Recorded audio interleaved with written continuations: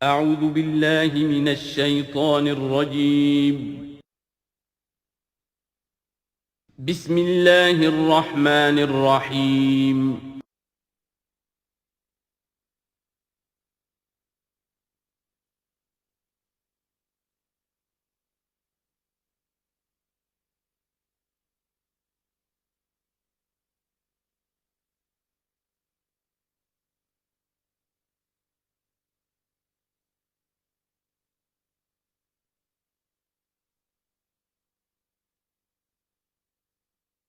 الحمدللہ وکفا والصلاة والسلام علی عبادہ الذین اصطفیٰ، خصوصاً علی افضلہم وخاتم النبیین محمد الامین وعلی آلہ وصحبہ اجمعین. اما بعد فاعوذ باللہ من الشیطان الرجیم. بسم اللہ الرحمن الرحیم. وَإِذَا أُنزِلَتْ سُورَةٌ أَنْ آمِنُوا بِاللَّهِ وَجَاهِدُوا مَعَ رَسُولِهِ اسْتَأْذَنَكَ أُولُو الطَّوْلِ مِنْهُمْ وَقَالُوا ذَرْنَا نَكُن مَعَ الْقَاعِدِينَ رَضُوا بِأَنْ يَكُونُوا مَعَ الْخَوَالِفِ وَطُبِعَ عَلَى قُلُوبِهِمْ فَهُمْ لَا يَفْقَهُونَ. صدق اللہ العظیم. سورہ توبہ میں ابھی یہی منافقین کا بیان چل رہا ہے، اور جب کوئی صورت نازل ہوتی ہے کہ ایمان لاؤ اللہ پر اور جہاد کرو اس کے رسول کے ساتھ مل کر، استأذنک اولو الطول منہم، تو ان میں سے جو مقدرت والے ہیں، دولت والے ہیں، وسائل رکھنے والے ہیں، وہ بھی آپ سے آ کر رخصت مانگتے ہیں. وقالوا ذرنا نکن مع القاعدین، اور کہتے ہیں کہ ہمیں چھوڑ دیجئے، رہنے دیجئے، ایگزمپٹ کر دیجئے، ہم یہیں بیٹھ رہنے والوں میں شامل ہو جائیں. رضوا بأن یکونوا مع الخوالف، وہ اس پر راضی ہو گئے کہ پیچھے رہنے والی عورتوں میں شامل کر دیے جائیں. یعنی جنگ کرنا مردوں کا کام ہے، اور خواتین کو چونکہ پیچھے بچے اور خواتین ظاہر بات ہے کہ گھروں میں رہ جانے والے تھے، تو انہوں نے اپنے لیے یہ مقام پسند کیا. یہ ایک طرح کا ان پر طنز ہے. رضوا بأن یکونوا مع الخوالف وطبع علی قلوبہم فہم لا یفقہون، تو ان کے دلوں پر مہر کر دی گئی اور اب وہ سمجھ نہیں سکتے. لیکن الرسول والذین آمنوا معہ، اس کے برعکس اللہ کے رسول صلی اللہ علیہ وسلم اور جو لوگ ان کے ساتھ ایمان لائے، جاہدوا باموالہم وانفسہم، انہوں نے جہاد کیا اللہ کی راہ میں، اپنے اموال سے بھی، اپنی جانوں سے بھی. وَأُولَٰئِکَ لَهُمُ الْخَيْرَاتُ، یہ وہ لوگ ہیں جن کے لیے بھلائیاں ہیں، خوبیاں ہیں، نیکیاں ہیں، اچھا اجر ہے. وَأُولَٰئِکَ هُمُ الْمُفْلِحُونَ، اور یقیناً یہی لوگ ہیں فلاح پانے والے، آخری منزل مراد کو پا لینے والے. فلاح کے لفظ پر انشاءاللہ تفصیلی گفتگو جو ہے وہ سورہ مومنون کے شروع میں ہوگی. یہ ایک بڑی اہم اصطلاح ہے قرآن کی. میں نے اب تک اس کا ترجمہ بس اسی طریقے سے اسی لفظ کے ساتھ کیا ہے. اعد اللہ لہم جنات تجری من تحتہا الانہار خالدین فیہا، اللہ تعالیٰ نے ان کے لیے ان باغات کو تیار کیا ہے جن کے دامن میں یا جن کے نیچے ندیاں بہتی ہوں گی، جن میں وہ ہمیشہ ہمیش رہیں گے. ذالک الفوز العظیم، اور یہ بہت بڑی کامیابی ہے. وجاء المعذرون من الاعراب لیؤذن لہم، اور آئے آپ کے پاس بہانے بنانے والے بدو بھی. مدینے کے لوگوں کا تذکرہ ہو رہا تھا. اب ظاہر بات ہے یہ نفیر عام تھی، اعلان عام تھا، تو اب جو بھی آس پاس تھے، جو دیہات میں رہنے والے مسلمان تھے، ان پر بھی یہ حکم جو ہے عائد تھا. تو ان میں سے بھی لوگ آئے اور رخصت طلب کرنے لگے. جاء المعذرون من الاعراب، اعراب اعرابیون کی جمع ہے، وہ جو لوگ بادیہ نشین بدو. لیؤذن لہم، کہ انہیں بھی اجازت دے دی جائے، انہیں بھی رخصت دے دی جائے. وقعد الذین کذبوا اللہ ورسولہ، اور بیٹھ رہے وہ لوگ جنہوں نے کہ جھوٹ کہا تھا اللہ سے اور اس کے رسول سے، وعدے جو کیے تھے وہ جھوٹ نکلے، یا یہ کہ جو عذر ان کر رہے وہ جھوٹا ہے. سیصیب الذین کفروا منہم عذاب علیم، ان قریب ان میں سے جو لوگ کفر پر اڑ جائیں گے، یا جو لوگ فی الواقع کفر کی حد کو پہنچ گئے ہیں، ان کے لیے دردناک عذاب ہے. لیس علی الضعفاء، کمزوروں کا معاملہ یہ نہیں ہے، ان پر کوئی ذمہ داری نہیں ہے، کوئی ملامت نہیں ہے ضعیف ہوں. ولا علی المرضى، نہ ہی بیماروں پر. ولا علی الذین لا یجدون ما ينفقون، نہ ہی ان پر کہ جن کے پاس کچھ خرچ کرنے کے لیے نہیں ہے. آخر اتنا لمبا سفر کرنا ہے، تبوک تک جانا ہے، کوئی سواری چاہیے، 4 آدمیوں پر ایک اونٹ ہو، کچھ تو ہو، کہیں تو کچھ نہ کچھ تو ان کو سہارا ملے، ان کے پاس سامان نہیں ہے، پیسہ نہیں ہے۔ لا یجدون ما ينفقون، تو جو لوگ اپنے پاس کوئی اس کی مقدرت نہیں رکھتے اور ساز و سامان نہیں رکھتے تو ان پر حرج نہیں ہے۔ لیس علی الضعفاء حرج، یہ لیسا کے بعد جو ہے حرج یہاں آیا ہے، ان پر کوئی گناہ نہیں ہے، کوئی الزام نہیں ہے، کوئی ملامت نہیں ہے۔ اذا نصحوا للہ ورسولہ، جبکہ وہ اللہ اور اس کے رسول کے ساتھ مخلص ہوں، دل میں اخلاص ہے، لیکن یہ کہ مجبوری فی الواقع ہے، کوئی ضعیف ہے، بہت بوڑھا ہے، کوئی بیمار ہے، کوئی بالکل یعنی بغیر کسی وسائل کے ہے۔ ما علی المحسنین من سبیل، ایسے جو محسن لوگ ہیں، جو جن کا دین جو ہے وہ یعنی درجہ احسان کو پہنچا ہوا ہو، ان کے لیے کوئی ملامت نہیں، ان کے اوپر کوئی گرفت نہیں۔ واللہ غفور الرحیم، اور اللہ غفور الرحیم ہے۔ ولا علی الذین اذا ما اتوک لتحملہم، اور نہ ہی ان پر کوئی الزام ہے یا ان پر کوئی گناہ ہے کہ جو آئے آپ کے پاس، جب آئے کہ آپ ان کے لیے سواری کا انتظام کر دیں، لتحملہم، قلتا، تو اے نبی آپ نے فرمایا، لا اجد ما احملکم علیہ، نہیں میرے پاس بھی کوئی سواری کا بندوبست نہیں ہے، میں نہیں پاتا کوئی چیز جس پر کہ آپ کو سوار کر سکوں۔ تولوا، تو مجبوراً وہ لوٹ گئے، وَأَعْيُنُهُمْ تَفِيضُ مِنَ الدَّمْعِ، اور ان کے آنکھوں سے آنسو جاری تھے، حزناً، اس حزن کی وجہ سے، اس رنج اور غم کی وجہ سے، اللہ یجدوا ما ينفقون، کہ ان کے پاس نہیں ہے جسے وہ خود خرچ کر سکیں اور اپنے لیے کسی سواری کا بندوبست کر سکیں۔ ایک طرف یہ جذبہ ہے، چاہتے ہیں، جانا چاہتے ہیں، لیکن مجبوری ہے، اس مجبوری کی بنا پر بھی اگر وہ رک رہے ہیں تو ان کو صدمہ ہے، افسوس ہے، رو رہے ہیں۔ دوسری طرف وہ ہیں جو اولو طول ہیں، ان کے پاس سب کچھ موجود ہے، وسائل و ذرائع ہیں، لیکن جانے کو تیار نہیں۔ انما السبیل علی الذین یستاذنونک وہم اغنیاء، ملامت اور الزام تو ان لوگوں پر ہے کہ جو آپ سے رخصت مانگتے ہیں جبکہ وہ غنی ہیں، مالدار ہیں۔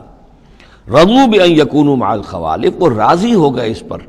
کہ وہ پیچھے رہنے والی خواتین ہی کے ساتھ ہو جائیں۔ وطبع اللہ علی قلوبہم، اللہ نے ان کے دلوں پر مہر کر دی، فہم لا یعلمون، اور اب وہ صحیح علم سے بے بہرہ ہو چکے ہیں۔ یعتذرون الیکم اذا رجعتم الیہم، اب یعتذرون چونکہ یہ فعل مضارع ہے تو یہ بھی ہو سکتا ہے کہ کر رہے ہیں، ترجمہ ہو کہ وہ اب بہانے بنا رہے ہیں یا عذر پیش کر رہے ہیں، اور یہ بھی کہ کریں گے۔ تو اس اعتبار سے یہ آیات یہ بھی ممکن ہے کہ اثناء سفر میں، واپسی کا جو سفر ہے تبوک سے، اس میں نازل ہوئی ہوں، اور یہاں پھر ہم مستقبل کے حوالے سے اس کا ترجمہ کریں گے۔ اور یہ بھی ہو سکتا ہے کہ مدینے واپس تشریف لانے کے بعد یہ آیات نازل ہوئی ہوں، تو اب حال میں اس کا ترجمہ ہوگا۔ بہانے بنائیں گے وہ لوگ کہ جن کی طرف کہ تم جاؤ گے لوٹ کر، یا بہانے بنا رہے ہیں تمہارے پاس آ کر وہ لوگ کہ جن کے پاس تم آ گئے ہو لوٹ کر، یہ دونوں ترجمے ممکن ہیں۔ قل لا تعتذروا، کہہ دیجئے یا کہہ دیجئے گا کہ اب بہانے مت بناؤ، کوئی عذر مت تراشو، کوئی لیم ایکسکیوزز پیش نہ کرو۔ لن نؤمن لکم، اب ہم تمہاری بات نہیں مانیں گے۔ قد نبأنا اللہ من اخبارکم، اللہ تعالیٰ نے ہمیں تمہاری خبروں سے پورے طور پر مطلع کر دیا ہے۔ پہلے تو معاملہ یہ تھا تبوک پر جانے سے قبل حضور کا معاملہ کہ وہ اپنی شرافت اور اپنی مروت کے اندر جس نے آ کر جو بات کہی تسلیم کر لی۔ اب چونکہ اس دوران میں یہ ساری آیات اتر چکی ہیں اور اللہ تعالیٰ نے جو کچھ ان کے اندر تھا چھپا ہوا وہ بھی کھول کر بیان کر دیا ہے، تو کہہ دیا گیا کہ اب آپ ڈنکے کی چوٹ کہہ دیجئے، لن نؤمن لکم، اب ہم تمہاری بات نہیں مانیں گے۔ قد نبأنا اللہ من اخبارکم، اللہ تعالیٰ نے تمہاری اخبار پر، تمہاری خبروں پر، تمہاری کیفیات پر ہمیں مطلع کر دیا ہے۔ وَسَيَرَ اللَّهُ عَمَلَكُمْ وَرَسُولُهُ، اب عنقریب مستقبل میں اللہ تعالیٰ تمہارے عمل کو دیکھے گا اور اس کا رسول بھی دیکھیں گے صلی اللہ علیہ وسلم، یعنی آئندہ اب تمہارا کیا ایٹیچیوڈ رہتا ہے۔ ثُمَّ تُرَدُّونَ إِلَىٰ عَالِمِ الْغَیْبِ وَالشَّہَادَةِ، پھر تمہیں لوٹا دیا جائے گا اس ہستی کی طرف جو کھلے اور چھپے کی جاننے والی ہے۔ فَيُنَبِّئُكُم بِمَا كُنتُمْ تَعْمَلُونَ، تو پھر وہ تمہیں جتلا دے گا جو کچھ کہ تم کرتے رہے تھے۔ سَيَحْلِفُونَ بِاللَّهِ لَكُمْ إِذَا انقلبتم، یہ یقیناً قسمیں کھا کھا کر، حلف اٹھا کر اللہ کا کہیں گے جب کہ تم ان کی طرف لوٹ جاؤ گے یا آ گئے ہو، الیہم لتعرضوا عنہم، تاکہ آپ اعراض کریں، تاکہ مسلمانوں ان کو چھوڑ دیں، ان سے کوئی باس پرس نہ کریں، انہیں کوئی صدا نہ دیں، اعراض کریں۔ فاعرضوا عنہم، ٹھیک ہے ان سے اعراض کرو، ان سے آپ توجہ جو ہے پھیر لیجئے۔ انہم رجس، یقیناً یہ لوگ ناپاک ہیں۔ وماواہم جہنم، اور ان کا ٹھکانہ آگ ہے۔ جزاء بما کانوا یکسبون، بدلہ اس کا جو یہ کمائی انہوں نے کی ہے۔ یحلفون لکم لترضوا عنہم، یہ جو قسمیں کھا رہے ہیں مسلمانوں تمہارے پاس آ کر، اس لیے کہ تاکہ تمہیں راضی کر لیں، تم ان سے راضی ہو جاؤ۔ اس لیے کہ ظاہر بات ہے کہ ایک معاشرہ تھا، مدینے میں رہتے تھے، ان کے بھائی بند تھے، ان کے دوست تھے، احباب تھے، اوس اور خزرج کے اندر رشتہ داریاں تھیں، تو اب بالکل آؤٹ کاسٹ ہو جانا معاشرے میں، تو ظاہر بات ہے کہ وہ پھر کوشش کرتے تھے کہ سارے مسلمان ہم سے بدظن نہ ہو جائیں، سب لوگ جو ہیں بدگمان ہو جائیں، تو ہم تو آؤٹ کاسٹ ہو جائیں گے، گویا کہ معاشرے میں اچھوت ہو جائیں گے۔ تو وہ آ کے لوگوں سے ملاقاتیں کر کر کے پھر ان کو بتاتے تھے کہ نہیں، ہمارا تو یہ عذر تھا، یہ مجبوری تھی، ہماری نیتوں پر شک نہ کرو۔ یحلفون لکم لترضوا عنہم، اے مسلمانوں یہ تمہارے سامنے قسمیں کھا کھا کر اپنے خلوص کا جو اطمینان تمہیں کرانا چاہ رہے ہیں، وہ اس لیے کہ تم ان سے راضی ہو جاؤ۔ فَإِن تَرْضَوْا عَنْهُمْ فَإِنَّ اللَّهَ لَا يَرْضَىٰ عَنِ الْقَوْمِ الْفَاسِقِينَ، تو اگر تم ان سے راضی ہو بھی گئے تو اللہ تعالیٰ ان نافرمانوں سے راضی ہونے والا نہیں ہے۔ الْأَعْرَابُ أَشَدُّ كُفْرًا وَنِفَاقًا، بدو لوگ جو ہیں، دیہاتی بادیہ نشین، وہ کفر اور نفاق میں اور بھی زیادہ سخت ہیں۔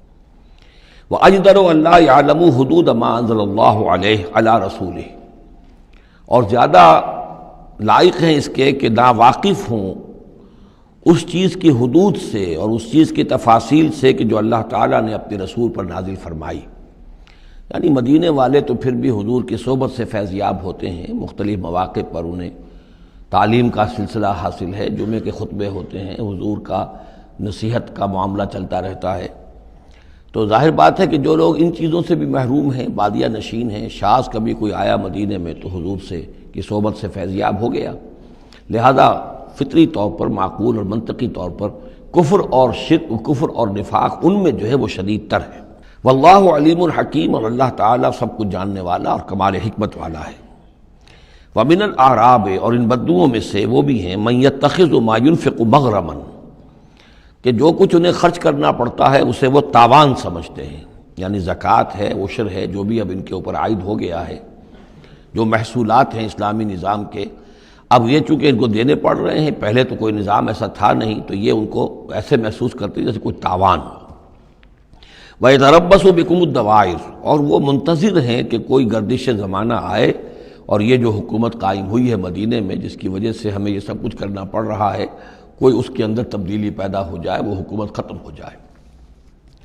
علیہم دائرۃ السوء، اصل میں بری گردش خود ان کے اوپر مسلط ہے، یعنی جو منافقت ہے جو ان کے دلوں کے اندر، وہ ہے اصل برائی کے جو ان پر مسلط ہے۔ واللہ سمیع علیم، اور اللہ سب کچھ سننے والا اور جاننے والا ہے۔ وَمِنَ الْأَعْرَابِ مَن يُؤْمِنُ بِاللَّهِ وَالْيَوْمِ الْآخِرِ، اور اعراب سب کے سب ویسے نہیں ہیں، بلکہ ان میں سے ایسے بھی ہیں۔ من الأعراب، انہی بدوؤں میں وہ بھی ہیں، مَن يُؤْمِنُ بِاللَّهِ وَالْيَوْمِ الْآخِرِ، جو ایمان رکھتے ہیں اللہ پر، یوم آخر پر۔ وَيَتَّخِذُ مَا يُنْفِقُ، اور جو چیز بھی وہ خرچ کرتے ہیں اللہ کی راہ میں، اس کو سمجھتے ہیں قربات عند اللہ، کہ اللہ تعالیٰ کے قرب کا ذریعہ ہوگا، تقرب الی اللہ کا ذریعہ بن جائے گا، ہمارا یہ صدقہ، ہمارا یہ خیرات، ہمارا یہ دین کے لیے انفاق جو ہے، یہ اللہ تعالیٰ سے ہمیں قرب عطا کرے گا۔ وصلوات الرسول، اور رسول صلی اللہ علیہ وسلم کی طرف سے عنایتیں ہوں گی اور ان کی دعائیں ہمارے شامل حال ہو جائیں گی۔ گویا کہ صاحب ایمان بھی تھے ان بدوؤں میں، سب کے سب منافق ہی نہیں تھے۔ الا انہا قربۃ لہم، آگاہ ہو جاؤ، ہاں ان کا یہ انفاق، اللہ کی راہ میں خرچ کرنا، یقیناً ان کے لیے باعث تقرب ہے اللہ کے لیے، اللہ کے نزدیک۔ سیدخلہم اللہ فی رحمتہ، ان قریب اللہ تعالیٰ انہیں اپنی رحمت میں داخل کرے گا۔ ان اللہ غفور الرحیم، یقیناً اللہ تعالیٰ معاف فرمانے والا، رحم فرمانے والا ہے۔ اب جو مضمون آ رہا ہے 13ویں رکوع میں، اس میں کیٹیگرائز کیا جا رہا ہے کہ اہل ایمان جو تھے اس وقت، یا یوں سمجھیے کہ جو مسلمان تھے، ان میں کیا حفظ مراتب کا معاملہ کیا تھا۔ ظاہر بات ہے کہ تمام اہل ایمان ایک درجے کے تو نہیں تھے، خدا پنج انگشت یکساں نہ کرد، نہ ہر زن زنستو، نہ ہر مرد مرد، نہ تمام مومن ایک جیسے تھے، نہ تمام منافق ایک جیسے تھے، نہ تمام کمزور لوگ ایک جیسے تھے۔ تو یہ بھی بڑی یوں سمجھیے کہ حکمت قرآنی کا ایک اہم موضوع ہے، اس لیے کہ آئندہ بھی جب بھی کبھی کسی مسلمان معاشرے میں کوئی دینی تحریک اٹھے گی، ظاہر بات ہے جیسا کہ میں نے عرض کیا ہے، انسانی فطرت میں تو کوئی تبدیلی نہیں ہوئی ہے، اسی طرح کے صورتحال پیش آئے گی، تو اس کی پہچان کے لیے، لوگوں کے درمیان درجہ بندی کا ایک فہم اور تفقع حاصل کرنے کے لیے یہ آیات جو ہیں یہ بہت ہی اہم ہیں۔ والسابقون الاولون من المہاجرین والانصار، اور پہل سبقت کرنے والے مہاجرین میں سے اور انصار میں سے، والذین اتبعوہم بإحسان، اور وہ لوگ جنہوں نے ان کی پیروی کی بھلائی کے ساتھ، نیکی کے ساتھ، رضی اللہ عنہم ورضوا عنہ، اللہ ان سے راضی ہو گیا اور وہ اس سے راضی ہو گئے، وعد لہم جنات تجری تحتها الانہار خالدین فیہا ابدا، ان کے نیچے ندیاں بہتی ہوں گی، اللہ نے وہ باغات تیار کر دیے ہیں ان کے لیے جن کے نیچے ندیاں بہتی ہوں گی، اس میں وہ ہمیشہ ہمیشہ رہیں گے، ذالک الفوز العظیم، یہی ہے بہت بڑی کامیابی۔ اب یہ ٹاپ کی ہیں، 2 درجے ہیں، 2 مراتب ہیں۔ جیسے ایک مرتبہ ہم دیکھ چکے سورہ نساء میں انبیاء، صدیقین، شہداء، صالحین، یہ گویا کہ ایک خاص اعتبار سے، اب اس کی تفاصیل میں جانے کا یہ موقع نہیں ہے، یہ مختلف اعتبارات سے درجہ بندی ہوتی ہے۔ ایک یہ درجہ بندی ہمارے سامنے آ رہی ہے کہ ٹاپ کے 2 جو ہیں ان کے لیے الفاظ آئیں السابقون الاولون اور والذین اتبعوہم بإحسان، یہ وہ لوگ ہیں نیک سرشت اور جن کی فطرتیں سلیمہ اور جن کی عقل سلیم تھی، لیکن ان میں بھی 2 درجے تھے۔ ایک درجہ وہ تھا کہ جن میں اتنی ہمت بھی ہوتی ہے کہ جیسے ہی حق سامنے آئے فوراً قبول کر لیں اور بالکل دائیں بائیں نہ دیکھیں کہ اس سے پھر کیا لازم آئے گا، کیا چھوڑنا پڑے گا، کیا کرنا پڑے گا، بلکہ یہ کہ بس ان کے لیے حق جو ہے وہ اتنی بڑی قیمتی شے ہے کہ اس کے مل جانے کے بعد ہر چہ بعد آباد، اب ہر جو ہونا ہے وہ ہو جائے، وہ تاخیر نہیں کرتے، دیر نہیں کرتے، ان میں ہمت ہوتی ہے۔ وہ یہ نہیں دیکھتے کہ اس پگڈنڈی پہ چلنے والے تو کوئی ہے ہی نہیں، بلکہ یہ کہ اگر پہلے ہی میں کیسے چھلانگ لگا دوں، کیسے میں چل پڑوں، کوئی مجھے آگے چلتا ہوا نظر ہی نہیں آ رہا ہے، بلکہ ان کے اندر وہ ہمت ہوتی ہے۔ یہ ایک مزاج اللہ تعالیٰ نے لوگوں کے بنائے ہیں، جیسا کہ حضور نے فرمایا الناس کالمعادن، جیسے معدنیات ہیں، اب سونے کی اور جو ہے اس کو صاف کریں گے تو سونا بنے گا، چاندی کی اور کو کتنا ہی صاف کر دیں سونا تو نہیں بنے گا، وہ چاندی ہی بنے گی۔ تانبے کی اور ہے، کتنا ہی آپ اس پر محنت کر لیں، وہ آپ اچھے سے اچھا تانبا اس میں سے نکال لیجئے، لیکن یہ کہ ظاہر بات ہے کہ وہ سونا تو نہیں بنے گا۔ اسی طرح الناس کالمعادن، لوگوں کا معاملہ بھی یہ ہے کہ ان کی بھی اللہ تعالیٰ کی طرف سے جو ان کی طبائع بنائی گئی ہیں جس طرح کی، ان کے اندر فرق و تفاوت ہے۔ تو کچھ لوگ وہ ہیں السابقون الاولون، فوراً حق کو قبول کرنا، بے خطر کود پڑنا، بے خطر کود پڑا آتش نمرود میں عشق، عقل ہے محو تماشائے لب بام ابھی۔ کچھ دوسرے لوگ ہوتے ہیں سلیم الفطرت بھی ہیں اور ان کو بھی بات سمجھ میں آ گئی ہے، لیکن ہمت میں تھوڑے سے کم ہوتے ہیں۔ پہلے ذرا کچھ لوگ آگے چل کے معلوم ہو جائے کہ 1-2 آدمی آگے بھی جا رہے ہیں تو آج راستہ ہوگا، یہ آخر جو چل رہے ہیں یہ لوگ، اگر انہوں نے ہمت کر لی ہے تو چلو ہم بھی ہمت کریں۔ تو والذین اتبعوہم بإحسان، جو ان کے پیچھے چلے، ان کا اتباع کیا، لیکن کیا نیک نیتی سے، اس میں کوئی خلل نہیں، کوئی فساد نہیں، وہ بات باقی ساری ٹھیک ہے، بس تھوڑی سی اس کو کہنا چاہیے کہ جس کو ہمت کہا جائے، وہ ہمت کے اندر جو ہے ہمت مرداں، وہ اس کے اندر کوئی کمی ہے۔ لیکن ان دونوں کو بریکٹ کر لیا ہے، السابقون والسابقون الاولون من المہاجرین والانصار۔ اچھا یہ بھی نوٹ کر لیجئے کہ انصار تو ایمان لائیں 10-11 سال کے بعد۔ اب ظاہر بات ہے کہ متبعین بإحسان جو مہاجرین کے ہیں وہ زمانی اعتبار سے انصار سے پہلے ایمان لائے ہیں، لیکن مزاج کا معاملہ ہوتا ہے۔ انصار میں سے بھی بعض وہ تھے فوری طور پر انہوں نے قبول کیا اور اسی طرح کیا، یکسو ہو گئے، ہر چہ بعد آباد ماں کشتی درآب انداختے۔ تو یہ مزاج کی بات ہے، اس کا زمانے سے تعلق نہیں ہے، یہ مزاج کی بات ہے۔ کسی بھی وقت اور آئندہ بھی ہمیشہ ایسا رہے گا، کچھ لوگ ایسے ہوں گے کہ جو حق کو قبول کرتے ہیں اور پھر قطعاً نہیں پرواہ کرتے، دائیں بائیں نہیں دیکھتے، کوئی آ رہا ہے یا نہیں آ رہا، کوئی ساتھ دے رہا ہے یا نہیں دے رہا ہے، کچھ نہیں، کوئی خطرات ہیں، کوئی مشکلات ہیں، کوئی مصائب آئیں گے، ہر چہ بعد آباد۔ کچھ لوگ ہیں جو ذرا دائیں بائیں دیکھ کر تھوڑا سا چلتے ہیں، ان کی ہمت جو ہے اتنی نہیں ہوتی۔ والسابقون الاولون من المہاجرین والانصار والذین اتبعوہم بإحسان رضی اللہ عنہم ورضوا عنہ وعد لہم جنات تجری تحت الانہار خالدین فیہا ابدا ذالک الفوز العظیم۔ وَمِمَّنْ حَوْلَكُمْ مِنَ الْأَعْرَابِ مُنَافِقُونَ۔ اب یہ ایک طرف تو یہ ٹاپ کے 2 اور ایک اب بالکل نیچے جا کر، اور جو لوگ تمہارے آس پاس آباد ہیں، جو بدوؤں میں، جو بادیہ نشین ہیں، ان میں منافق ہیں۔ وَمِنْ أَهْلِ الْمَدِينَةِ، اور نہ صرف ان میں ہیں، اہل مدینہ میں بھی ہیں۔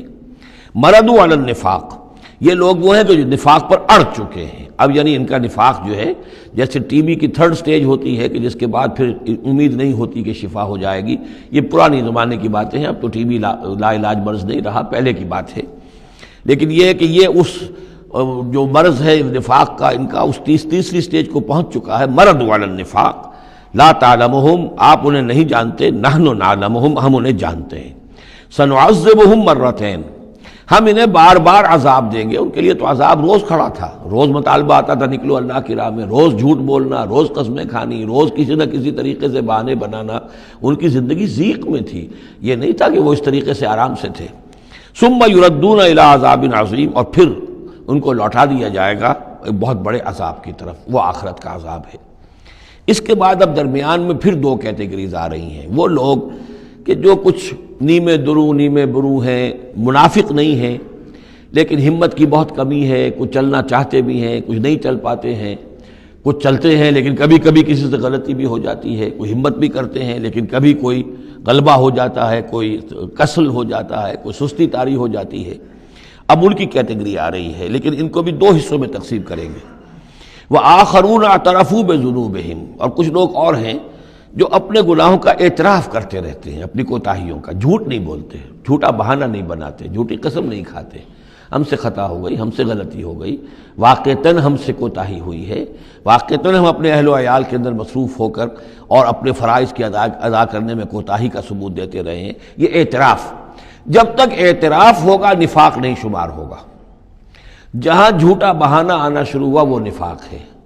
اور جہاں جھوٹی قسم آ گئی وہ نفاق کی دوسری سٹیج ہے، اور اس کے بعد تیسری سٹیج یہ ہوتی ہے کہ اہل ایمان سے انہیں ضد ہو جاتی ہے، قد ہو جاتی ہے، دشمنی ہو جاتی ہے کہ یہ بے وقوف لوگ جو ہیں ان کی وجہ سے ہم پریشان ہو رہے ہیں، اگر یہ بھی ہماری طرح بیٹھ رہے ہیں تو ہمیں بھی کوئی پوچھے نہیں اور کوئی ہمارے اوپر بھی کوئی عتاب نہ آئے۔ یہ چونکہ فوراً وہ تو جیسے ہی آواز آئی اور یہ چل پڑتے ہیں، لہذا بجائے اس کے کہ ان کے بارے میں اچھے احساسات و جذبات ہوں کہ چلیے اللہ ان کو توفیق دے رہا ہے، بلکہ ان سے ایک دشمنی اور ایک ان کے دلوں کے اندر عداوت پیدا ہو جاتی ہے، وہ ہے نفاق۔ یہ اور کیٹیگری ہے کہ جو نفاق سب سے نیچے کر لیجئے اور سب سے اوپر وہ دو ہیں، والسابقون الاولون من المہاجرین والانصار والذین اتبعوہم بإحسان۔ اب ان کے درمیان میں یہ دو سٹیجز ہیں۔ وآخرون اعترفوا بذنوبہم اور کچھ لوگ اور ہیں جنہوں نے اپنی کوتاہیوں کا، اپنی تقصیر کا اعتراف کیا۔ خلطوا عملا صالحا وآخر سیئا، انہوں نے کچھ گڈمٹ کیا ہوا ہے، نیک کام بھی کرتے ہیں، اثار بھی کرتے ہیں، انفاق بھی کرتے ہیں، لیکن یہ کہ کبھی کوئی غلط کام بھی کر بیٹھتے ہیں، کوئی بری حرکت بھی سرزد ہو جاتی ہے۔ عسى اللہ ان یتوب علیہم، اللہ تعالیٰ امید دلاتا ہے کہ اللہ تعالیٰ ان کی توبہ کو قبول فرمائے گا اور ان کی توبہ جو ہے ان کو توبہ کی توفیق دے گا۔ ان اللہ غفور الرحیم، یقیناً اللہ تعالیٰ غفور اور رحیم ہے۔ اس میں شان نزول کے اعتبار سے ایک روایت بھی ہے، حضرت ابو لبابہ تھے رضی اللہ تعالیٰ عنہ اور ان کے کچھ ساتھی تھے، ان سے غزوہ تبوک کے موقع پر یہ کوتاہی ہو گئی کہ کسل کی وجہ سے اور مال اور دنیا میں اپنے مصروفیات اور مشاغل کی وجہ سے نہیں جا سکے، لیکن یہ ہے کہ ان کو شدید فوراً ہی احساس ہو گیا کہ ان سے تو بہت بڑی غلطی ہوئی ہے، بڑی خطا ہو گئی ہے، بڑی کوتاہی ہوئی ہے، اور اس احساس کی وجہ سے اس درجے ان کو اندر جو ہے ندامت کے جذبات پیدا ہوئے کہ انہوں نے اپنے آپ کو مسجد نبوی کے ستونوں سے باندھ لیا کہ اب حضور ہی آئیں گے اور اگر اعلان فرمائیں گے کہ ہماری توبہ قبول کر لی ہے اللہ تعالیٰ نے اور اپنے دست مبارک سے ہمیں کھولیں گے تب ہم یہاں سے آزاد ہوں گے، ورنہ ہم یہیں پر اپنی جانیں دے دیں گے، اپنے آپ کو باندھے رکھیں گے ان ستونوں کے ساتھ۔ پھر حضور واپس تشریف لائے ہیں اور یہ آیات جب نازل ہوئیں، عسى اللہ ان یتوب علیہم، اللہ تعالیٰ ان قریب یا اللہ توقع ہے اللہ ان کی توبہ قبول فرمائے گا، تب حضور نے آ کر انہیں کھولا اور انہیں یہ خوشخبری دی کہ ان کی توبہ جو ہے اللہ نے قبول کر لی ہے۔ یہ وہی بات ہے جو سورہ نساء میں بھی ہم پڑھ چکے ہیں، ثم یتوبون من قریب، وہ لوگ انما التوبۃ علی اللہ للذین یعملون السوء بجہالۃ ثم یتوبون من قریب، فوری طور پر جو ہے انسان کے اندر وہ ایمانی جذبات جو ہیں دوبارہ عود کر آئیں اور وہ فوراً توبہ کرے، تو ایسی توبہ کا قبول کرنا جو ہے اللہ تعالیٰ نے گویا کہ اپنے ذمے واجب ٹھہرایا ہوا ہے۔ البتہ یہ کہ پھر ان کے بارے میں خاص طور پر یہ حکم ہوا خذ من اموالہم صدقۃ،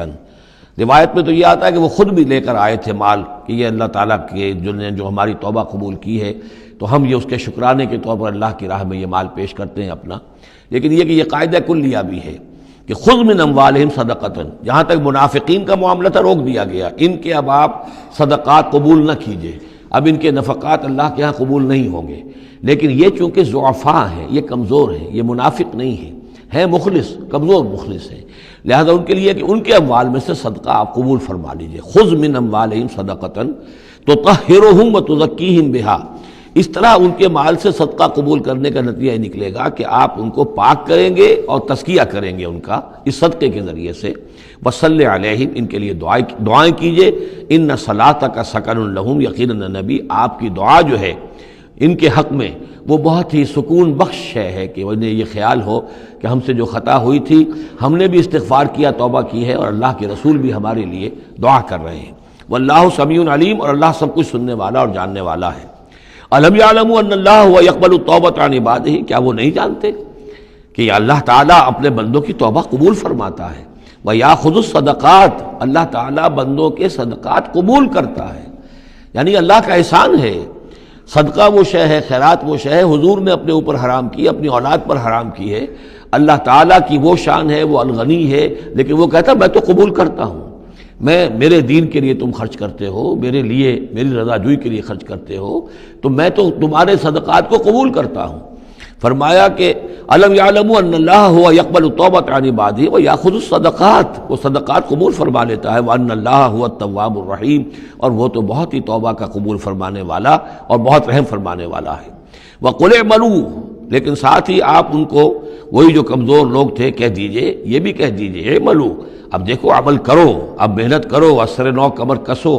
پہلے سے بڑھ کر اب سرفروشی اور جاں فشانی ہونی چاہیے. فَسَيَرَى اللَّهُ عَمَلَكُمْ وَرَسُولُهُ، تو آئندہ اللہ بھی اور اس کے رسول بھی تمہارے عمل کو دیکھیں گے، تمہارا رویہ کیا رہتا ہے، تم نے کتنی اصلاح کی ہے، دوبارہ تو نہیں پھر تمہارا قدم پھسل رہا ہے. والمومنون، اور اہل ایمان بھی دیکھیں گے. وَسَتُرَدُّونَ إِلَىٰ عَالِمِ الْغَيْبِ وَالشَّهَادَةِ، اور پھر وہ وقت آ جائے گا جب تمہیں لوٹا دیا جائے گا اس کی طرف کہ جو کھلے اور چھپے سب چیز کا جاننے والا ہے. فَيُنَبِّئُكُم بِمَا كُنتُمْ تَعْمَلُونَ، اور پھر وہ تمہیں بتا دے گا جو کچھ کہ تم کرتے رہے تھے، تمہارے سارے اعمال سامنے آئیں گے. فَمَن يَعْمَلْ مِثْقَالَ ذَرَّةٍ خَيْرًا يَرَهُ وَمَن يَعْمَلْ مِثْقَالَ ذَرَّةٍ شَرًّا يَرَهُ. اس کے بعد تو دودھ کا دودھ پانی کا پانی ہو ہی جانا ہے. وَآخَرُونَ مُرْجَوْنَ لِأَمْرِ اللَّهِ، اب یہ اس ضعفاء میں سے ایک سیکنڈ کیٹیگری ہے. یہ سیکنڈ کیٹیگری وہ ہے کہ جو اس میں 3 اصحاب ہیں، اور ان میں خاص طور پر کعب ابن مالک رضی اللہ تعالیٰ عنہ کا انصاری صحابی، ان کی طویل ترین حدیث جو ہے بخاری شریف میں آئی ہے، جنہوں نے سارا یہ واقعہ درج کیا ہے. مولانا مودودی نے تفہیم القرآن میں بھی وہ پوری نقل کی ہوئی ہے، تو اس لیے حدیث کی کتاب کا ملنا شاید آپ کے لیے مشکل ہو، لیکن یہ کہ تفہیم القرآن عام طور پر مل جاتی ہے، تو وہاں وہ واقعتاً سبق آموز ہے بہت، کہ وہ پورا معاشرہ کیا تھا، کیا تعلقات تھے حضور کے اور صحابہ کے. اب حضور سزا دے رہے تھے تو کس طور سے دے رہے تھے، جن کو سزا دی جا رہی تھی ان کے احساسات کیا تھے، معاشرے میں جو لوگ تھے جن کو سزا دی گئی تھی ان کے جو رشتہ دار تھے، یہاں تک کہ ان کی بیویاں، ان کا کیا طرز عمل تھا. تو یہ ایک جو اسلامی معاشرہ ہونا چاہیے صحیح معنی میں، اور جماعتی زندگی، دینی جماعتی زندگی جس پر ہونی چاہیے، اس کی بہترین تصویر ہے کہ جو اس طویل حدیث میں آئی ہے. یہ 3 حضرات ایسے تھے کہ جن کے ساتھ معاملہ وہی ہوا کہ یہ بھی کوئی ڈھیل دیتے رہے، اچھا چلیں گے، کل چلے جائیں گے. حضرت کعب ابن مالک فرماتے ہیں کہ میں ان دنوں بہت ہی صحت مند بھی تھا، میرے پاس مال بھی بہت تھا، میرے پاس جو اونٹنی تھی وہ بھی بہت تگڑی تھی، اور میں نے کہا چند دن اور حضور تو چلیں گے 30,000 کا لشکر لے کر، تو ظاہر بات ہے رفتار جو ہے کم ہوگی، تم ابھی اور گھر میں ٹھنڈی چھاؤں جو ہے گھر کی اور اپنے باغ کی اور اپنے جو ہے آرام کر لو، پھر تیزی کے ساتھ دوڑتے ہوئے جا کے حضور سے مل جانا. اب شیطان جو ہے اسی طریقے سے تعویق کراتا ہے، تاخیر کراتا ہے، تاکہ یہ کہ پھر ہوتے ہوتے اچانک ایک دن محسوس ہوا کہ اب تو چاہے میں کتنا ہی تیز دوڑوں میں حضور سے نہیں مل سکتا، بس وہ ہاتھ پاؤں ڈھیلے پڑ گئے. لیکن یہ کہ اس کے بعد بھی جب حضور صلی اللہ علیہ وسلم تشریف لائے ہیں اس وقت تک بھی انہوں نے خود کوئی اقدام نہیں کیا اپنی توبہ کا، بلکہ یہ کہ حضور نے جب بلا کے لوگوں سے باز پرس کرنی شروع کی ہے، تو جو منافق آتے تھے وہ قسمیں کھا جاتے تھے، حضور کسی کی بات مان لیتے تھے، جو بھی تھی بات. جب ان کی باری آئی تو حضور مسکرائے. حضور کو معلوم تھا کہ یہ ظاہر بات ہے کہ کعب ابن مالک جو ہے منافقین میں سے نہیں ہے. فرمائیے آپ کا مسئلہ کیا ہوا تھا؟ انہوں نے صاف کہہ دیا کہ حضور یہ لوگ جو جھوٹی قسمیں کھا کھا کر بچ گئے ہیں آپ کے ہاں سے، مجھے بھی اللہ نے زبان دی ہے، میں بھی بہت سے جھوٹی باتیں بھی کہہ سکتا ہوں، لیکن صحیح بات یہ کہ کوئی عذر نہیں ہے میرے پاس. میں جتنا ان دنوں صحت مند تھا اتنا کبھی صحت مند نہیں تھا، جتنا ان دنوں غنی تھا اتنا کبھی غنی نہیں تھا، میرے پاس کوئی عذر نہیں ہے سوائے اس کے کہ شیطان مجھے ورغلاتا رہا. تو حضور کو نے پھر ان کو، اور ان کے ساتھ 2 اور ساتھی تھے، ایسے 3 کا معاملہ یہ تھا، تو انہیں ایک سزا دی گئی، اور سزا مقاطعے کی تھی، سوشل بائیکاٹ، کوئی ان سے بات نہ کرے. وہ ان کے اوپر 50 دن جو گزرے ہیں، گھر میں ان کی بیوی ان سے بات کرنے کو تیار نہیں ہے. پوچھا گیا کہ میں بیوی یہاں پر میں رکھوں یا نہ رکھوں. بیوی نے آ کر کہا بوڑھے آدمی ہیں, کوئی ان کی خدمت کرنے والا نہیں ہے کہ رہ سکتی ہو, لیکن شاید انہوں نے بعد میں اپنی بیوی کو بھی بھیج دیا تھا, اس لیے کہ کسی کے پاس جاتے تھے کہ اللہ کے بندے تمہیں تو معلوم ہے کہ میں منافق نہیں ہوں, میں مسلم ہوں, اور تم مجھ سے بات نہیں کرتے ہو. تو وہ جواب دیتے تھے مسلمان اللہ و رسولہ عالم, اللہ اور اس کے رسول کو زیادہ بہتر معلوم ہے, اور منہ موڑ کر چلے جاتے تھے. تو یہ وہاں کا معاشرہ جو ہے اس کے اندر جو نظم تھا, ضبط تھا کہ ہمارے نبی نے چونکہ انہیں سزا دی ہے لہذا اب ان سے کوئی کلام نہیں کرے گا.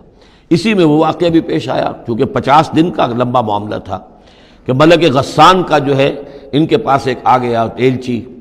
اور اس کا خط اس نے دیا, اور اس میں یہ لکھا ہوا تھا کہ ہمیں معلوم ہے تمہارے ساتھی تم پر بڑا ظلم کر رہے ہیں, تمہارے صاحب جو ہے یعنی حضور صلی اللہ علیہ وسلم, تم تو بڑے شریف آدمی ہو اور تم بڑے اپنی قوم کے جو ہے وہ بہت سربراہ لوگوں میں سے ہو, تم ایسے تو نہیں ہو کہ تمہیں اس طرح ذلیل کیا جائے, تم ہمارے پاس آؤ, ہم تمہیں اپنے یعنی اونچے درجے دیں گے اپنے دربار میں. تو انہوں نے کہا یہ اور مصیبت آئی, اور وہ خط لے کر پھاڑا اور تندور کے اندر پھینک دیا. ورنہ یہ کہ اگر ذرا سی بھی کوئی کمزوری ہوتی تو یہ کہ اس شیطان نے اس کمزوری کو ایکسپلائٹ کرنے کا بھی اتنا بڑا جو ہے داؤ کھیلا تھا. بہرحال ان کا ذکر ہے یہ. وآخرون مرجون لامر اللہ, اور کچھ اور ہیں کہ جن کے معاملے کو مؤخر کر دیا گیا ہے اللہ کے حکم سے. اما یعذبہم, اللہ چاہے گا تو انہیں عذاب دے گا, و اما یتوب علیہم, اور چاہے گا تو ان کو بھی توبہ کی توفیق دے گا یا ان کی توبہ قبول فرما لے گا. واللہ علیم حکیم, اور اللہ علیم اور حکیم ہے. ان کا ذکر جو ہے پھر بعد میں آئے گا, کچھ عرصے کے بعد گویا کہ وہ آیات نازل ہوئی کہ جن میں ان کی توبہ بھی بعد میں قبول ہو گئی. لیکن 50 دن کا بڑا سخت سوشل بائیکاٹ. والذین اتخذوا مسجدا ضرارا وکفرا وتفریقا بین المؤمنین وارصادا لمن حارب اللہ ورسولہ من قبل, اور وہ لوگ کہ جنہوں نے ایک مسجد بنائی ہے ضرار کے طور پر, ضدم ضدہ, ضرر سے ضرار باب مفعلہ ہے, وکفرا اور کفر کے لیے, وتفریقا بین المؤمنین اور اہل ایمان میں تفریق پیدا کرنے کے لیے, وارصادا لمن حارب اللہ ورسولہ اور ان لوگوں کو گھات فراہم کرنے کے لیے, جائے پناہ دینے کے لیے کہ جو اللہ اور اس کے رسول سے جنگ کر رہے ہوں, من قبل جو کہ اس سے پہلے سے اللہ اور اس کے رسول سے جنگ کر رہے تھے. یہ مسجد ضرار بنائی تھی منافقین نے مدینے کے اندر, اور مسجد قباء کے قریب کے علاقے ہی میں تھی یہ. اور یہ اصل میں اس کے پیچھے ایک شخص تھا ابو عامر راہب, خزرج کا یہ شخص تھا, اور یہ شخص بھی ویسے بڑا عالم شخص تھا, اور یہ عیسائی ہو گیا تھا اور راہب ہو گیا تھا. جیسے کہ ورقہ ابن نوفل تھے, وہ قرشی تھے, لیکن وہ بھی ان کی طبیعت سلیم تھی, عقل سلیم اور فطرت سلیمہ کی روشنی میں انہوں نے بھی اس وقت پھر بت پرستی چھوڑ کر اور عیسائیت اختیار کر لی تھی. کان یکتب التوراۃ بالعبرانیہ, اور اتنے بڑے عالم تھے کہ تورات عبرانی زبان میں لکھا کرتے تھے. تو اس حوالے سے اسی طرح کی ایک پیرلل شخصیت یہ ہے, ابو عامر خزرج کے تھے یہ. لیکن یہ شخص جو ہے راہب بنا, لیکن اس کو معاملہ برعکس ہوا. ورقہ ابن نوفل نے تو حضور کی تصدیق کی جب حضرت خدیجہ رضی اللہ تعالی عنہا لے کر گئی ہیں حضور کو, ان کا کہ یہ وہی ناموس ہے جو موسیٰ اور عیسیٰ پر آیا تھا, اور اللہ کرے کہ میں اس وقت تک زندہ رہوں جب کہ آپ کی قوم آپ کو یہاں سے نکال دے گی. تو حضور حیران ہوئے, ابا مخرجیہم, کیا یہ لوگ مجھے یہاں سے نکال دیں گے؟ تو ان کا کہ ہاں یہ معاملہ ایسا ہی ہے, جس کے ساتھ بھی ہوا ہے پھر اس کی قوم نے اس کے ساتھ دشمنی کی ہے. تو برعکس رویہ یہ تھا اس کا ابو عامر خزرجی کا کہ یہ جو ہے حضور کا شدید ترین دشمن ہو گیا. بدر کی شکست جب ہو گئی کفار کو, تو پھر یہ مکے ہی میں جا کر آباد ہو گیا, اور وہاں یہ سازش کرتا رہا. اور یہ فوج جو ابو سفیان لے کر آئے احد میں, اس کے پیچھے بھی اس کی سازش کار فرما تھی. اور احد میں ساتھ آیا مشرکین کے, اور وہاں آ کر اس نے مسلمانوں کے جب لشکر آمنے سامنے ہوئے تھے دامن احد میں, تو اس نے باہر نکل کر تقریر کی تھی انصار مدینہ پر جو بھی اثرات اس کے تھے. قدیم کے نیک آدمی تھا, عالم آدمی تھا, زاہد آدمی تھا, راہب تھا. تو اس حوالے سے اس نے چاہا تھا کہ انصار کو برگشتہ کریں محمد رسول اللہ صلی اللہ علیہ وسلم سے کہ وہ علیحدہ ہو جائیں, لیکن اس کی کوئی چال چلی نہیں تھی, کامیاب نہیں ہو پائی تھی. پھر یہ کہ اس کے بعد جب حنین کی بھی جنگ ہو چکی, اور پھر تھک ہار کر جب اسے معلومات جزیرہ نماء عرب میں تو میرے لیے کوئی جگہ نہیں ہے, تو پھر وہ شام چلا گیا تھا. شام میں مقیم رہ کر اس کا سلسلہ جنبانی جاری تھا مدینے کے منافقین کے ساتھ, اور وہاں سے اس نے انہیں حکم دیا کہ ایک مسجد بناؤ, ہو ذرا مدینے سے باہر, تاکہ جو بھی ہمارے سازشی عناصر ہیں وہ وہاں جمع ہو سکیں. یہ آپ کہیں گے مسجد ہے, یہ تو ہم مسجد میں نماز پڑھنے کے لیے جمع ہوتے ہیں, اور چونکہ مدینے سے ذرا باہر ہوگی لہذا اس کی خبریں بھی عام طور پر لوگوں کو نہیں ملیں گی، باہر سے کوئی پیغام مجھے بھیجنا ہوگا میں وہاں پہنچا دوں گا، تو نام اس کا مسجد رکھا گیا، اصل میں وہ فتنے کا ایک مرکز تھا جو تعبیر کیا گیا۔ تو والذین اتخذوا مسجدا ضرارا وکفرا وتفریقا بین المؤمنین وارصادا لمن حارب اللہ ورسولہ، یہ تھے مقاصد اس مسجد کی تعمیر کے، مسجد نما عمارت جو انہوں نے بنائی تھی کہ وہ اصل میں مسلمانوں کو نقصان پہنچانے کے لیے، کفر کی تقویت کے لیے، اہل ایمان میں تفریق پیدا کرنے کے لیے، اور جو بھی اللہ اور اس کے رسول کے دشمن ہیں ان کو ایک جائے پناہ اور ان کے لیے ایک گھات کی جگہ کہ وہ وہاں جا کر آ کر بیٹھے، جی مسافر ہیں مسجد کے اندر ٹھہرے ہوئے ہیں، ان کے اوپر کوئی جو ہے کوئی تعارض ان سے نہ کرے۔ وَلَيَحْلِفُنَّ إِنْ أَرَدْنَا إِلَّا الْحُسْنَى، اور عن قریب وہ قسمیں کھا کھا کر کہیں گے کہ نہیں حضور ہماری کوئی بری نیت نہیں تھی، کوئی ارادہ نہیں تھا، بلکہ یہ کہ ہم نے تو نیکی کا ارادہ کیا تھا، اصل میں دوسری مسجد ہم سے دور پڑتی تھی، کچھ جماعت میں ہماری کچھ نمازیں رہ جاتی تھی جماعت سے، ہم نے کہا کہ ہم ایک مسجد اور بنا لیں تاکہ ہماری تمام جو نمازیں ہیں باجماعت ادا ہو جائیں۔ واللہ یشہد انہم لکاذبون، اللہ گواہی دیتا ہے کہ یہ جھوٹے ہیں۔ لا تقم فیہ، انہوں نے آ کے حضور سے درخواست کی، ایک دفعہ حضور آپ تشریف لے چلیے، آپ کے آنے سے وہاں بڑی برکت ہو جائے گی، تو آپ مسجد جو ہے ہماری اس کو بھی یہ سعادت نصیب ہو جائے کہ آپ قدم رنجاں فرمائیں وہاں، لیکن اللہ تعالیٰ نے بروقت روک دیا۔ لا تقم فیہ ابدا، اے نبی آپ اس مسجد میں کبھی کھڑے نہ ہوں۔ لمسجد اسس علی التقوی من اول یوم، یقیناً وہ مسجد جو پہلے دن ہی سے تقوی پر تعمیر کی گئی، مسجد قباء قریبی تھی، اور یہ وہ مسجد ہے کہ جو سب سے پہلے تعمیر ہوئی ہے اور اس کی بنیاد تقوی پر تھی۔ حضور جب ہجرت کا سفر اختیار کر کے آئے تھے، مدینے پہنچے تو وہاں پہلا پڑاؤ تھا، مدینے سے 3 میل باہر، اس پڑاؤ کی جگہ پر یہ وہ مسجد قباء ہے۔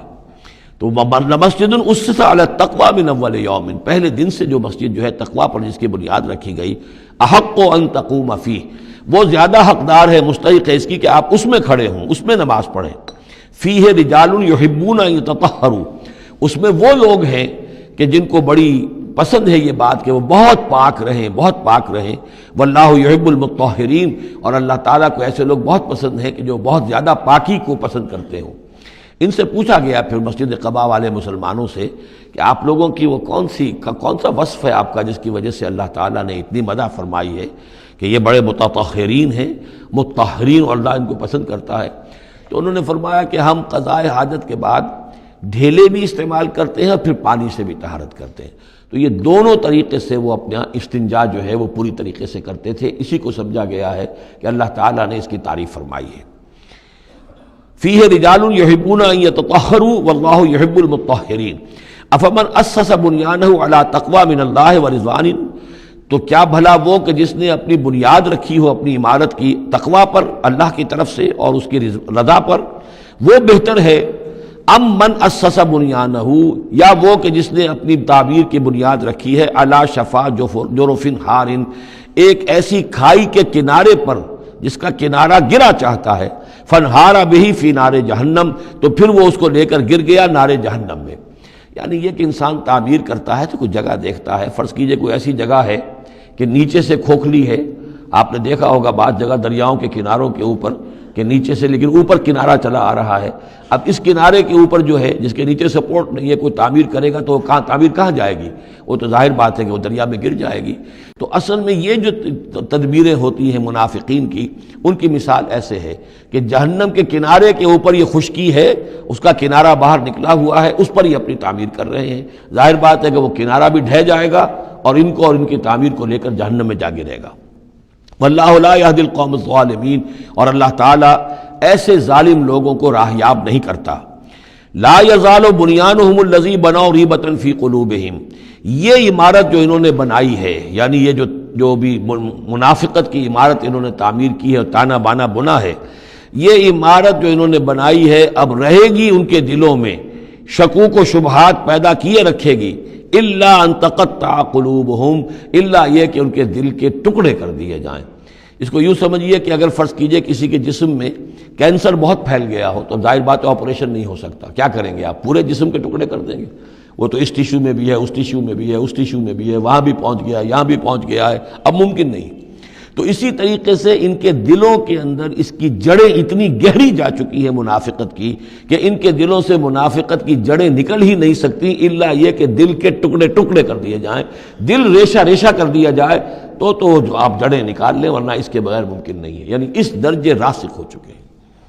لا يزال بنيانهم الذي بنوا ريبة في قلوبهم الا ان تقطع قلوبهم والله عليم حكيم، اللہ تعالی علیم اور حکیم ہے۔ ان اللہ اشترى من المؤمنین انفسهم واموالهم بان لهم الجنہ، یہ دو آیات پھر بہت اہم آ گئی ہیں۔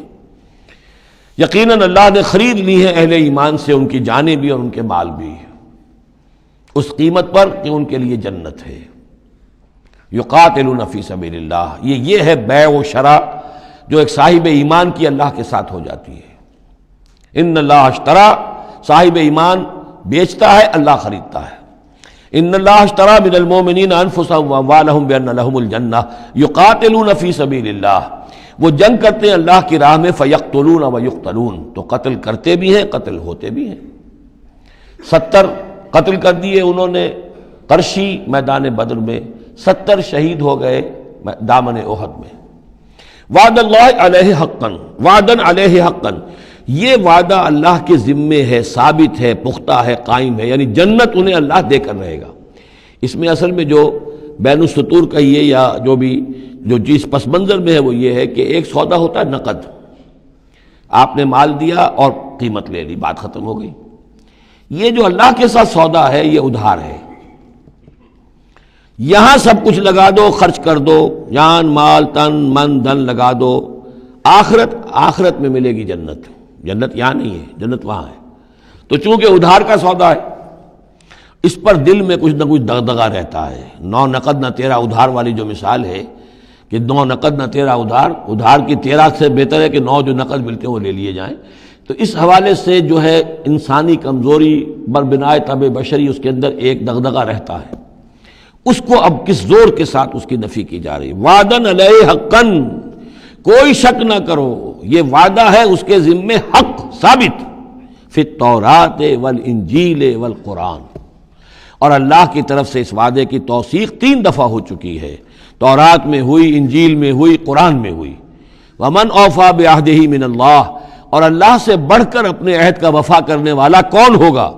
فاستبشروا ببیعکم الذی بایعتم بہ، پس خوشیاں مناؤ، جشن مناؤ اس بیع پر جو تم نے کی ہے۔ اب یہاں ایک لفظ اور آ گیا، بایعتم بہ، آپس میں جو سودا کیا ہے۔ مبایعت باب مفاعلہ، باع یبیع بیچنا، یہ ثلاثی مجرد ہے، اور یہ جو ہے بیعت بنتی ہے بایع یبایع، آپس میں کوئی سودا کر لینا۔ تو فاستبشروا ببیعکم الذی بایعتم بہ، بس خوشیاں مناؤ اس بیع پر جس کا سودا تم نے اپنے اللہ سے کیا ہے۔ یہیں سے لفظ بیعت نکلا ہے۔ بیعت کیا ہے؟ ایک بندہ اللہ کے حوالے کرتا ہے اپنے آپ کو، لیکن چونکہ اللہ تعالیٰ تو سامنے خود موجود نہیں ہے، اس وقت اللہ کے رسول تھے، تو بیعت ہو رہی ہے اصل میں تو اللہ سے، بیع اللہ سے ہے اور بیعت رسول اللہ سے ہو رہی ہے صلی اللہ علیہ وسلم۔ دست مبارک اللہ کا نہیں ہے بلکہ اللہ کے رسول کا ہے۔ البتہ ایک جگہ ہم جا کر دیکھ لیں گے کہ فرمایا گیا کہ ایک تیسرا ہاتھ اور بھی ہے، انویزیبل ہاتھ، غیر مرئی ہاتھ اللہ کا بھی ہے، ید اللہ فوق ایدیہم، اللہ کا ہاتھ ان کے ہاتھوں کے اوپر ہے۔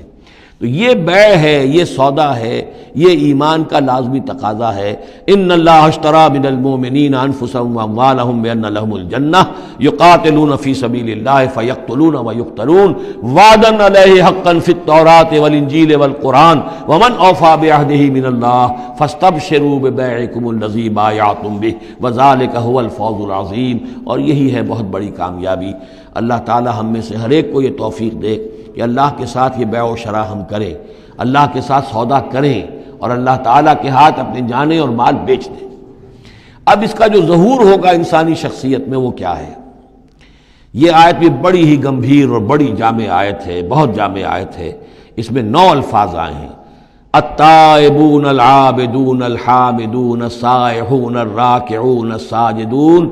الآمرون بالمعروف والناہون عن المنکر والحافظون لحدود اللہ وبشر المؤمنین۔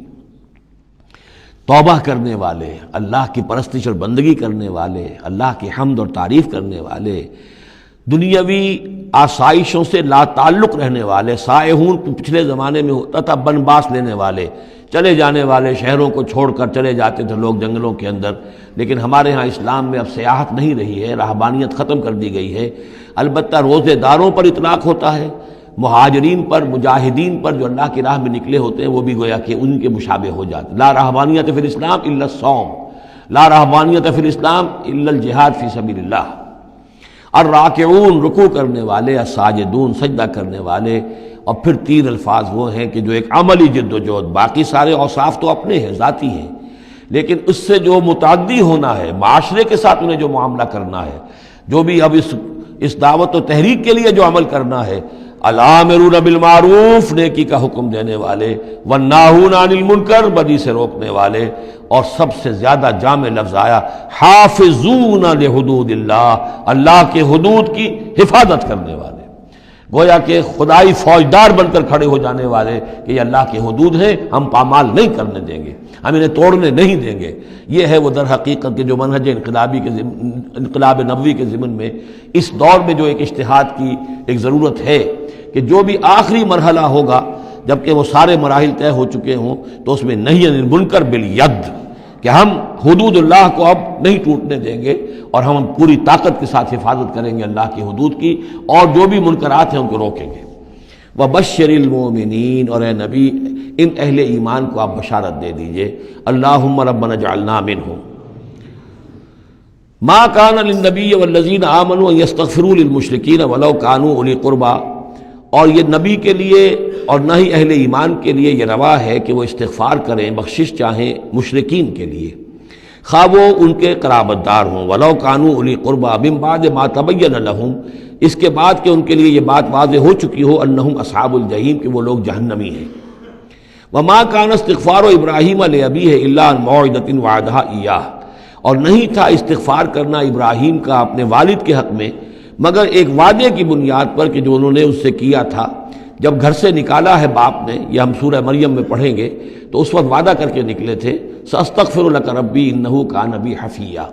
وہ وعدہ نبھاتے رہے،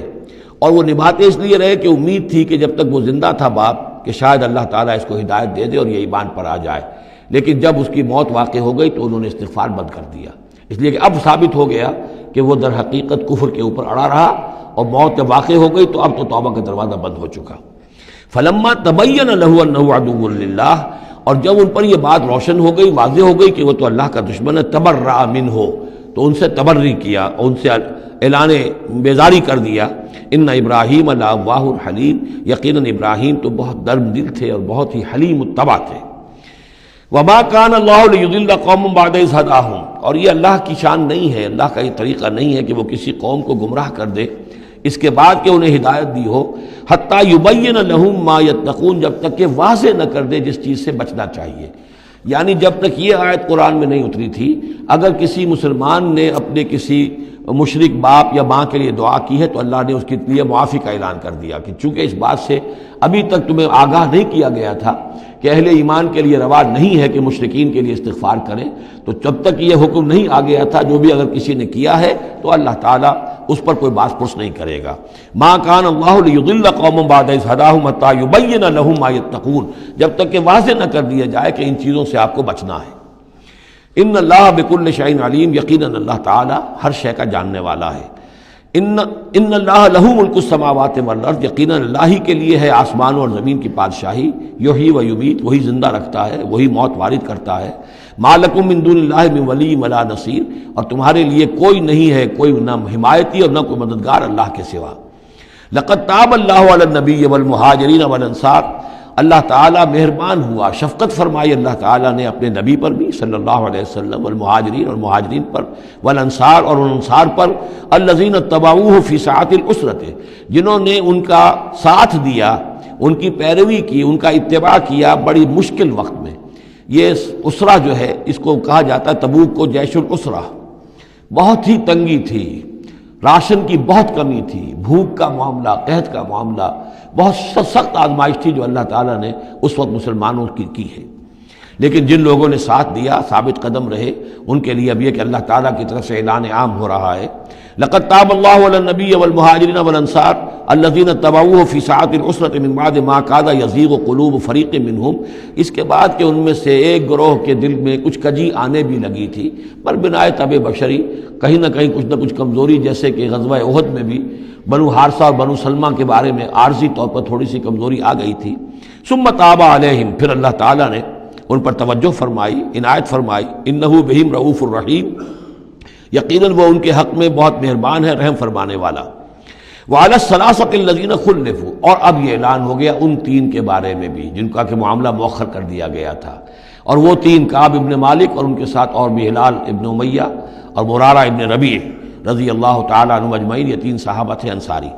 وعلی الثلاثۃ الذین خلفوا، اور ان لوگوں پر بھی وہ جو تین کہ جن کا معاملہ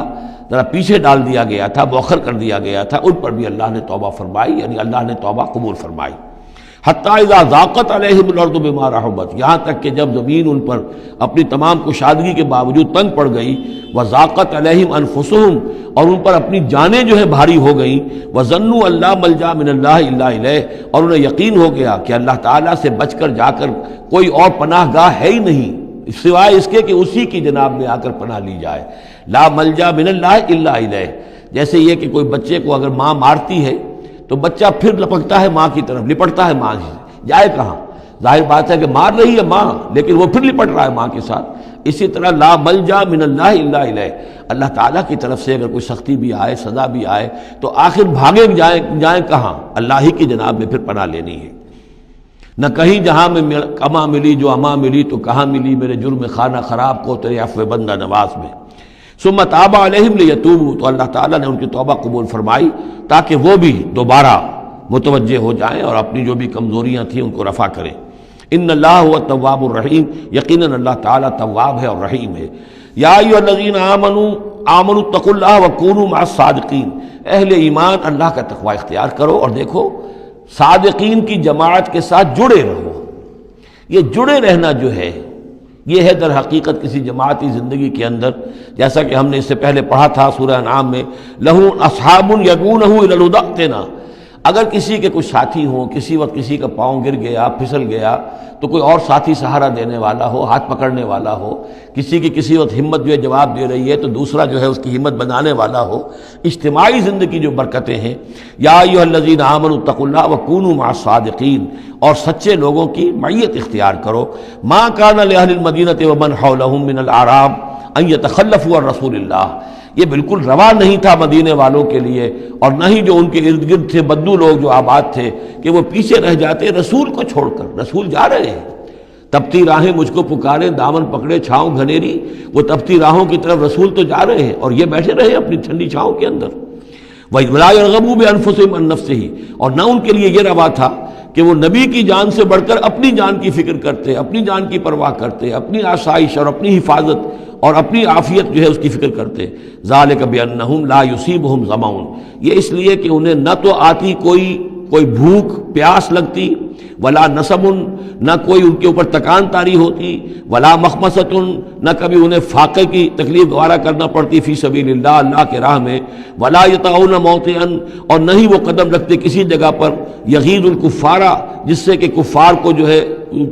کے دلوں میں آگ لگے، ولا ینالون من عدو نیلا، اور نہ وہ لیتے اپنے دشمن سے کچھ بھی، کوئی بازی حاصل کرتے، کچھ پاتے، کچھ اس سے فتح حاصل کرتے، الا کتب لہم بہ عمل صالح، مگر یہ کہ ہر اس فعل کے ساتھ ساتھ ان کے اعمال میں عمل صالح نیکیوں کا اندراج ہوتا رہتا۔ چاہے کبھی بھوک لگتی، کبھی پیاس لگتی، کبھی کوئی اور تکلیف ہوتی، کہیں چلنا پڑتا، اس کی مشقت ہو جاتی، تکان ہو جاتی، کہیں دشمن سے کوئی غزل پہنچا کر اہل ایمان کو لیے کوئی نفع حاصل کر لیا جاتا، جو بھی ہوتا یہ سب کا سب ان کے نامہ اعمال میں نیکیوں کی صورت میں درج ہوتا چلا جاتا۔ ان اللہ لا یضیع اجر المحسنین، یقیناً اللہ تعالیٰ محسنوں کے اجر کو ضائع نہیں کرتا۔ ولا ينفقون نفقة صغیرة ولا کبیرة، اور نہ ہی وہ خرچ کرتے کوئی نفقہ، کوئی انفاق چھوٹا ہو یا بڑا، ولا یقطعون وادیا، اور نہ طے کرتے کوئی وادی الا کتب لہم، مگر یہ کہ وہ لکھ لی جاتی، ان کے سارے نامہ اعمال کے اندر یہ سارے اعمال درج ہو جاتے، لیجزیہم اللہ احسن ما کانوا یعملون، تاکہ اللہ تعالیٰ انہیں بدلہ دیتا بہت ہی عمدہ اس کا کہ جو وہ کرتے رہے ہیں۔ وما کان المؤمنون لینفروا کافہ، اور اہل ایمان کے لیے یہ بات تو ممکن نہیں ہے کہ وہ سب کے سب نکل آئیں۔ اب یہ در حقیقت حل بتایا جا رہا ہے، چونکہ یہ بات سامنے آ چکی ہے کہ جو لوگ بدو ہیں، بادیہ نشین ہیں، وہ کفر میں اور نفاق میں زیادہ سخت ہیں، ان کو حضور کی صحبت سے فائدہ نہیں پہنچ رہا، استفادہ نہیں کر پاتے۔ اب کیا کیا جائے، اس کا حل کیا ہو؟ یہ تو ممکن نہیں ہے کہ سارے بادیہ نشین آئیں اور مدینے میں آباد ہو جائیں۔ ما کان المؤمنون لینفروا کافہ، سب کے سب اپنے اپنے علاقوں کو چھوڑیں اور آ جائیں مدینے میں، تو اب کیا شکل ہوگی؟ فلولا نفر من کل فرقۃ طائفۃ منہم طائفۃ، تو کیوں نہ نکلے ہر ایک جماعت میں سے ایک گروہ، ایک حصہ،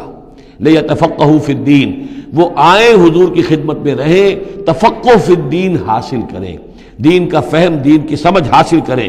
وَلَيُنذِرُوا قَوْمَهُمْ إِذَا رَجَعُوا إِلَيْهِمْ، اور پھر جب جائیں اپنی قوم کی طرف واپس تو اپنی قوم کو بھی خبردار کریں، لَعَلَّهُمْ يَحْذَرُونَ، تاکہ وہ بھی بچیں۔ یعنی یہ ایک ہدایت کر دی گئی کہ اب تمام لوگ جو ہیں اس طریقے سے نظام بنایا جائے کہ لوگ آیا کریں گروہ در گروہ، اور یہاں مدینے میں حضور کے پاس قیام کریں، ان کی تربیت ہو، تعلیم ہو، ان کو سمجھایا جائے، سکھایا جائے، پڑھایا جائے، پھر وہ جائیں اور اپنے اپنے علاقوں میں جا کے لوگوں کے اندر اسی تعلیم کو عام کریں۔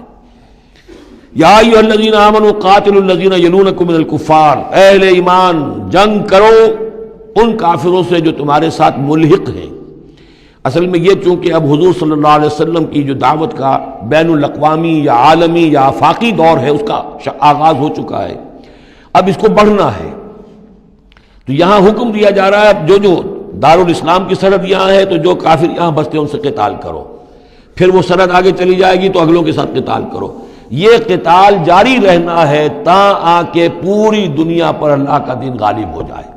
جیسے کہ وہ قتال جاری رہا، قاتلوہم حتی لا تکون فتنۃ ویکون الدین کلہ للہ، جیسے جزیرہ نما عرب کی حد تک قتال کے جاری رکھنے کا حکم تھا کہ جب تک جزیرہ نما عرب سے کفر اور شرک کا خاتمہ نہیں ہو جاتا اور اللہ کا دین وہاں غالب نہیں ہو جاتا، یہ جنگ جاری رہے گی۔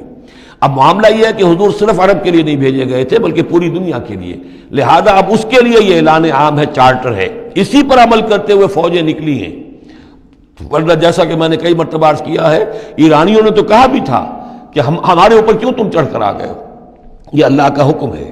یا ایھا الذین آمنوا قاتلوا الذین یلونکم من الکفار ولیجدوا فیکم غلظہ، اور چاہیے کہ وہ تمہارے اندر سختی محسوس کریں، نرمی نہ پائیں، سختی محسوس کریں۔ وَاعْلَمُوا أَنَّ اللَّهَ مَعَ الْمُتَّقِينَ، اور جان لو کہ اللہ تعالیٰ متقیوں کے ساتھ ہے۔ وَإِذَا مَا أُنزِلَتْ سُورَةٌ فَمِنْهُم مَّن يَقُولُ أَيُّكُمْ زَادَتْهُ هَٰذِهِ ایمانا، اور جب کوئی سورت نازل ہوتی ہے تو وہ کہتے ہیں آپس میں، پھر منافقین کا تذکرہ ہو رہا ہے، بھائی کس کے ایمان میں اضافہ ہو گیا اس سورت سے، استہزاء کے انداز میں، کیونکہ یہ بات کہی گئی ہے جب وہ آیات سنتے ہیں اللہ کی تو ان کے ایمان میں اضافہ ہوتا ہے، تو اب وہ تبصر کرتے تھے۔ وَإِذَا نَزَلَتْ سُورَةٌ أُنزِلَتْ سُورَةٌ، جب کوئی سورت نازل کی جاتی ہے، فَمِنْهُمْ، تو ان میں سے وہ لوگ بھی ہیں جو کہتے ہیں، مَن يَقُولُ أَيُّكُمْ زَادَتْهُ هَٰذِهِ ایمانا، اس سورت کے آنے سے تم میں سے کس کس کے ایمان میں اضافہ ہو گیا۔ فَأَمَّا الَّذِينَ آمَنُوا فَزَادَتْهُمْ ایمانا، تو واقعتاً جو ایمان والے ہیں ان کے ایمان میں یقیناً اضافہ ہوا ہے۔ وَهُمْ يَسْتَبْشِرُونَ، اور وہ خوش ہوتے ہیں، خوشیاں مناتے ہیں، اللہ نے مزید آیات اتاری ہیں، اللہ نے ہمارے ایمان کو اور جلا بخشی ہے۔ وَأَمَّا الَّذِينَ فِي قُلُوبِهِمْ مَرَضٌ، رہ گئے وہ لوگ کہ جن کے دلوں میں روگ ہے، فَزَادَتْهُمْ رِجْسًا إِلَىٰ رِجْسِهِمْ، تو ان کے جو گندگی پہلے سے ہے ان آیات کے نزول کے بعد بھی ان کی گندگی ہی میں اضافہ ہوتا ہے۔ وَمَاتُوا وَهُمْ كَافِرُونَ، اور وہ مرتے ہیں اسی حال میں کہ وہ کافر ہوتے ہیں۔ اولا يرون انہم یفتنون فی کل عام مرۃ او مرتین، کیا یہ منافق دیکھتے نہیں ہیں کہ ہر سال ان کو آزمایا جا رہا ہے، ایک بار یا دو بار، کوئی نہ کوئی مرحلہ آ جاتا ہے، ہر سال کوئی قتال کا مرحلہ آ گیا، کوئی اور آزمائش آ گئی۔ ثم لا يتوبون ولا هم يذكرون، اس کے باوجود نہ یہ توبہ کرتے ہیں اور نہ ہی نصیحت اخذ کرتے ہیں۔ وَإِذَا مَا أُنزِلَتْ سُورَةٌ نَظَرَ بَعْضُهُمْ إِلَىٰ بَعْضٍ، اور جب کوئی صورت نہیں اترتی ہے جس میں قتال کا ذکر بھی ہو جائے تو پھر وہ ایک دوسرے کو دیکھتے ہیں، نَظَرَ بَعْضُهُمْ إِلَىٰ بَعْضٍ، کنکھیوں سے، آنکھوں میں اشارے کرتے ہیں، هَلْ يَرَاكُم مِّنْ أَحَدٍ، تمہیں کوئی دیکھ تو نہیں رہا۔ ثم انصرفوا، پھر وہ وہاں سے کھسک جاتے ہیں۔ صرف اللہ قلوبہم، اصل میں اللہ تعالیٰ نے ان کے دلوں کو پھیر دیا ہے، بأنہم قوم لا یفقہون، اس لیے کہ ان کے دل تفقہ سے خالی ہیں۔ اب یہ جو دو آیتیں ہیں یہ قرآن مجید کی عظیم ترین آیات میں سے ہیں۔ لقد جاءکم رسول من انفسکم، لوگوں دیکھو آ گیا ہے تمہارے پاس ہمارا رسول صلی اللہ علیہ وسلم، تم ہی میں سے ہے، انسان ہے، بنی نوع بشر میں سے ہے، عزیز علیہ ما عنتم، اور مسلمانوں جو تم پر کوئی بات مشکل کی ہوتی ہے وہ ان پر بھی بڑی بھاری گزرتی ہے، حریص علیکم، تمہارے حق میں بہت حریص ہیں، سارے خیر، ساری خوبیاں، ساری بھلائیاں اللہ تمہیں دے دے، بالمومنین رؤوف الرحیم، اور اہل ایمان کے حق میں وہ شفیق بھی ہیں، رحیم ہیں، مہربان ہیں۔ فَإِن تَوَلَّوْا، پھر بھی اگر وہ منہ پھیر لیں، فقل، تو اے نبی کہہ دیجئے، حسبی اللہ، میرے لیے اللہ کافی ہے، لا الہ الا ہو، اس کے سوا کوئی معبود نہیں، علیہ توکل، تو میں نے اس پر توکل کیا ہے، وہو رب العرش العظیم، اور وہ بہت بڑے عرش کا رب ہے، وہ عرش جو اس کا ہمارے تصور کے اندر آ ہی نہیں سکتا، رب العرش العظیم، بڑے عرش والا مالک ہے۔ بارک اللہ لی ولکم فی القرآن العظیم ونفعنی وإیاکم بالآیات والذکر الحکیم۔